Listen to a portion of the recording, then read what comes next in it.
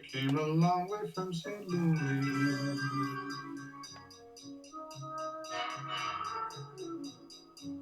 You climbed the ladder of success.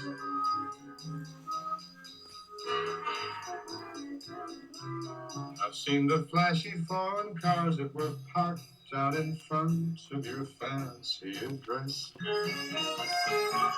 You came a long way from St. Louis.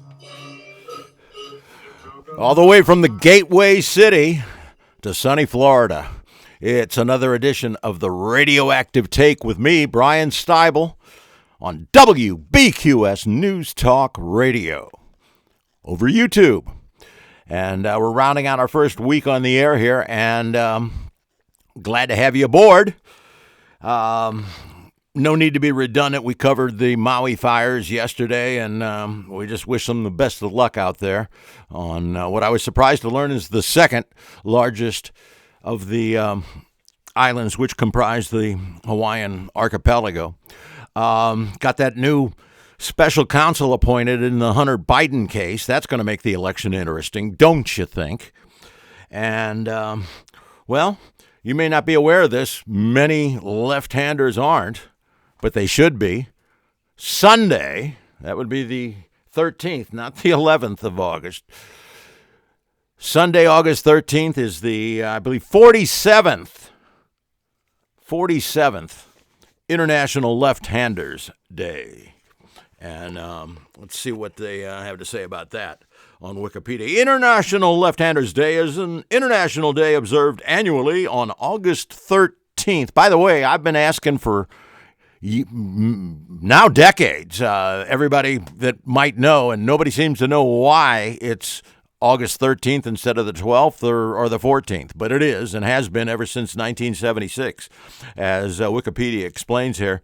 The day was first observed in 1976 by Dean Campbell, founder of Left-Handers International Incorporated. Maybe I should buy some stock in them. International Left-Handers Day was created to celebrate sinistrality. Notice the root word sinister there. Sinistrality, that's left-handedness. And raise awareness of the advantages and disadvantages of being left-handed in a predominantly right-handed world. That's worth a puff. Hope the vaping doesn't bother you. Certainly doesn't bother me. It exhilarates me. I continue. International Left-Handers Day celebrates left-handed people's uniqueness and differences. A subset of humanity comprising 7 to 10% of the world's population. Pretty sure it's about 15, maybe between 10 and 15% in the United States. It's more common in the United States and certainly more common in the modern era. Vastly more common than in the modern era. The sinistrality thing dates to the Middle Ages when I guess I could have been burned at the stake for being a lefty. I could be burned at the stake for doing YouTube in 2023, but we hope not. We hope to continue doing our little radio thing here on the video at WBQS News Talk Radio for a long time. Monday through Friday, we're rounding out our first week, but we'll be back on Monday. And in the meantime, I better give you reason to listen to the rest of this one, let alone getting back with us next week for 5 more editions of the Radioactive Take. Anyway, the day also spreads awareness on issues faced by left-handers. For example, the importance of the special needs for left-handed children. I was one. And the likelihood, get this, for left-handers to develop schizophrenia. Another justification for the vape.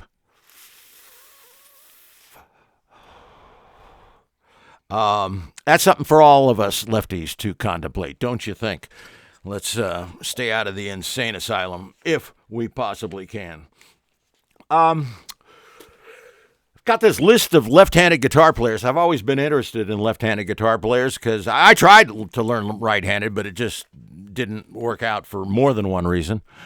So I've been playing left-handed. I'm not much of a guitar player, but I like to say after 40 years or something, still working on my fourth chord. A lot of people don't realize you can play at least 10,000, maybe 100,000 songs with 3 chords. So just get those down and you can play guitar, or at least fool yourself into thinking you can. It takes a lot of practice, and here's some people who have been practicing playing left-handed guitar for a long time. Dick Dale, king of the surf guitar. I met him in St. Louis, and the unusual thing about his left-handed style was he put the thick strings on the bottom. He didn't play guitar like most people do, right-handed and left-handed, with the thick strings, the numbers 5 and 6 strings, at the top. He played them, Dick Dale did, at the bottom. And he explained why that was. It was so he could maximize the twangy sound and the reverb that characterizes surf music. And he was the king of surf guitar. Everybody said, well, what about the Beach Boys? Well, they were a vocal band. There was very little surf guitar in that.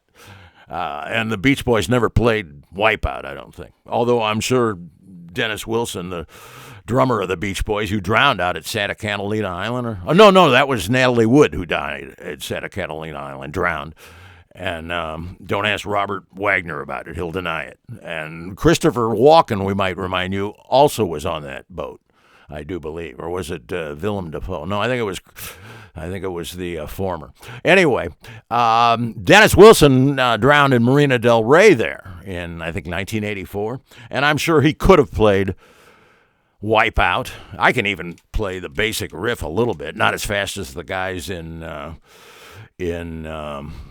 what is it? Why can't I think of who did Wipeout? Well, I'm drawing a blank here. I'd say give me a call and remind me, except we're at least a year, if not many years away from transitioning to not another gender, but transitioning to a live platform, maybe YouTube Live, maybe one of the competing ones. But for the time being, we're live, as it were, here at WBQS News Talk Radio. Anyway, more left-handed guitar. Well, there's 2 that everybody knows. Jimi Hendrix, of course, and he played it left-handedly, that is, with the heavy strings on the top. And Paul McCartney, and he does the same thing. And it's interesting because another left-handed guitar player, you remember Slim Whitman, the yodeling guy? He was very popular in the 50s all the way through. I mean, he didn't die until just a few years ago. But Paul McCartney saw back in the 50s a photograph of him. He didn't even hear him or watch him play. He just saw a photograph of him playing left-handed, and McCartney said, let's try that, because he didn't have any... I'm surprised, because McCartney's a remarkable musician. He can play at least a dozen instruments, and proficiently. But he was having a hard time learning right-handed guitar, so he flipped over, and the rest is history. Thank you, John, Paul, George, and Ringo. And, of course, he also plays bass left-handed, McCartney does. But those are just the 2 most famous, Hendrix and McCartney. You've got Cesar Rojas of Los Lobos. These in Spanish. It's Los Lobos, the Wolves. And David Hidalgo is the principal lead guitar player for them. But Cesar Rojas plays fantastic rhythm and occasional lead. He's left-handed and plays conventionally. What about Kurt Cobain? When I was up in Seattle there at KIRO back in the early years of this century, I did what everybody did. I not only went to Hendrix's grave in Renton, out in suburban Renton, but also right there in Seattle is I don't know where. I don't even know if Kurt Cobain has a grave. He may have been cremated, but he was a suicide, and the house where he blew his brains out with that shotgun is a familiar stop-off point for rock and roll tourists in Seattle. And there's a lot of places you can go if you're interested in rock and roll. There's a statue of Hendrix playing left-handed in the Capitol Hill district of Seattle. And, of course, there's the Experience Music Project, the late Paul Allen, erstwhile partner of Bill Gates, the billionaire. And he lived like a billionaire. Gates sometimes, Gates's house is something to behold by all accounts, but he didn't have a yacht. Gates doesn't have a yacht the way Paul Allen did. He used to park it right there in I guess, Union Lake, and it wasn't just a yacht. It was a decommissioned destroyer, maybe even a cruiser. It was a military vessel he had customized, and quite a few tales of parties on that yacht. Not that I can report. I was never invited. Wouldn't have turned down the invitation, though, I can tell you that. Who else is a left-handed guitar player? Well, how about Buddy Miles? Buddy Miles, I do believe, like Dick Dale, put the thick strings on the bottom, so he was playing a right-handed guitar upside down, but he was playing left-handed. And you might say, who was Buddy Miles? Well, I not only might say that, I did say that, because Buddy Miles came into the stereo show, Take 3. We're supposed to be doing a professional radio show here on WBQS, so it's a good idea to pronounce the words right, don't you think? And anyway, this is in October 1980, right before Reagan's landslide over Carter. I was out in Canoga Park, which is in the extreme northwest corner of the San Fernando Valley in Los Angeles there, and I was working for Cal Stereo, selling stereos. And we had a nice display of our fanciest item, as you might expect, visible from the plate glass windows out front. And we happened to be directly next door, not nearby or down the street, but right next door on the south side of Sherman Way here in Canoga Park. We were right next door to a Harley shop.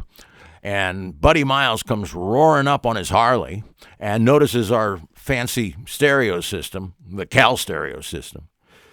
That was the name of the company. It was an also ran a University Stereo and a couple other companies that weren't in bankruptcy. We were in bankruptcy. It was a rather suspicious operation on more than one level. But I was happy to be working for them. It was my first real job in Los Angeles, I'll tell you that. And Buddy Miles comes in, and he starts looking admiringly at the stereo setup and says, do you guys know who I am? And I said, of the three of us that were congregated near the front of the store, I said, no, who are you? And he said, I'm Buddy Miles. And none of us knew who Buddy Miles was. But soon enough I found out. And he was quite a character, not just because he was a left-handed guitar player, playing, again, with the heavy strings at the bottom like Dick Dale, the king of the surf guitar. Met him, too, by the way. I met Dick Dale, who died just a few years ago. I met him in St. Louis in the year 2000, I guess. But this is back in October of 1980 in Canoga Park. And it turns out the reason Buddy Miles, who, again, a very accomplished percussionist and guitar player, and I guess a vocalist, too. I want to say he toured with Carlos Santana at one point. And the reason he came into the shop was he said, well, look, I'll do a commercial for you guys if you give me that stereo. And I certainly didn't have the authority. And even if I would have had the authority, I don't know that I would have been inclined to have him be our spokesperson. Not that he wasn't well presented. He was wearing jeans. Well, he was on a Harley, for God's sake. And a T-shirt. But and he was a strapping man. He was an inch or two taller than me. And in those days, I guess I was 5'11". Now I'm 5'10", shrinking as we speak here on WBQS News Talk Radio. Anyway, that's how I met Buddy Miles, the left-handed guitar player. And, what about Bob Geldof? I can't say I met him, but I stood next to him in the aftermath of the We Are the World session. I wasn't at the session, wasn't invited for that one either. But Dylan was there and 50 other major names. And it was all put together by Bob Geldof of the Boomtown Rats. He plays left-handed guitar, and I think he's another one of these guys that puts the thick strings on the bottom, but not this guy. This left-handed guitar player has his thick strings on the top. Not that it makes him sound any better than than they would otherwise. I'm not much of a guitar player. Again, still working on my fourth chord, but Bob Geldof has his chords down, and he also was the driving force behind the USA for Africa and the We Are the World session that inspired that. And I happened to be tipped off by somebody I knew at Rolling Stone magazine. I was working in a law office this day. This is in 1985. And I get the word, it was afternoon, and I guess it was a Tuesday, because the American Music Awards was the night before down at the Olympic Auditorium, I believe, in Los Angeles there, and they all congregated that night under the directorship and conducting of Quincy Jones. And unfortunately, in the footage, Quincy Jones, unlike me, he didn't pay attention to the fact that his glasses needed adjustment. They're crooked. The whole in all the footage from the We Are the Night, or at least most of it from the We Are the World session. Somebody should have told him. Why didn't Dylan tell him? He had the stature to be able. Come on, Quincy. Let me straighten out your glasses here. Dylan wasn't wearing his sunglasses that night. And the next day, I managed to act on that tip and get into the press conference. And again, I also got to meet Kenny Rogers. Actually, I was alone in a record after everybody cleared out. Kenny Rogers was alone in a recording studio booth in the rear that I was already in. He came in, and if Kenny Rogers walks in, I'm not about to walk out. You know what I mean? This was all the day after the We Are the World. The We Are the World thing went on through the night and finally wrapped about 6 or 7 a.m., something like that. And then this press conference was, I think, at 3 o'clock on the Tuesday afternoon afterward. So that's how I got to stand next to Bob Geldof for a while there. And, well, that... I think we've talked enough rock and roll and left-handedness. Remember, Sunday, the 13th of August. For me, it's kind of like the 4th of July and Labor Day and Columbus Day, my birthday, and Thanksgiving and Christmas and New Year's Eve. And let's not forget Chanukah, or Hanukkah, depending on how you pronounce it. All wrapped up in one. That's what International Left-Handers Day is to me. And if you're lucky or unfortunate enough, let's just say unusual enough to be left-handed, well, shake other lefties with the left hand on International Left-Handers Day on Sunday. And we'll be back here on Monday for another week's worth editions of the Radioactive Take with me, Bryan Stybel. And that is a wrap from Florida over WBQS.